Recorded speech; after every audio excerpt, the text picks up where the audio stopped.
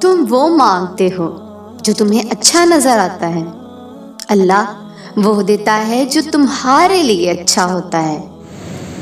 اللہ بہتر کرے گا، لیکن اگر اللہ نے بہتر نہ کیا تو ایمان رکھو اللہ بہترین کرے گا۔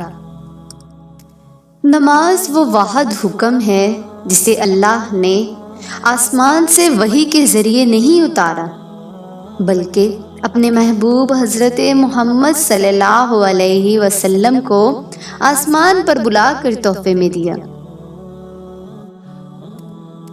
رب سے عشق میں وہ مقام بھی آتا ہے، دعا تو بہت دور کی بات ہے، انسان صرف سوچتا ہے اور رب نواز دیتا ہے۔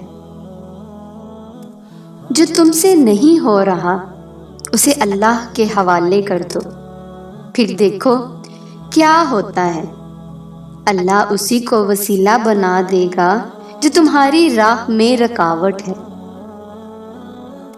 میں قربان جاؤں اس اللہ پر جو دروازہ بھی وہاں سے کھولتا ہے جہاں سوچا بھی نہیں ہوتا۔ اگر کبھی ایسا لگے کہ تم تھک چکے ہو اور دعا مانگنا بھی مشکل لگ رہا ہے تو اللہ کے سامنے صرف ہاتھ پھیلا لیا کرو۔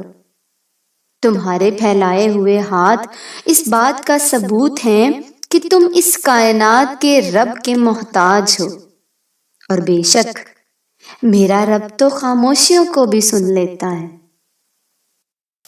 کتنا حسین ہوتا ہے نا وہ لمحہ جب ہم سجدے میں آنسو بہا کر اپنے رب سے کچھ مانگیں اور وہ ہمیں کچھ دیر بعد ہی اس چیز سے نواز دے۔ لوگوں سے ڈرنا چھوڑ دو، عزت اللہ دیتا ہے، لوگ نہیں۔ سکون قلب کی تلاش کا آخری مقام ذکر الہی ہے۔ اللہ تعالیٰ کی رحمت کی پہلی نشانی یہ ہے کہ انسان کو اپنے عیب نظر آنے شروع ہو جاتے ہیں۔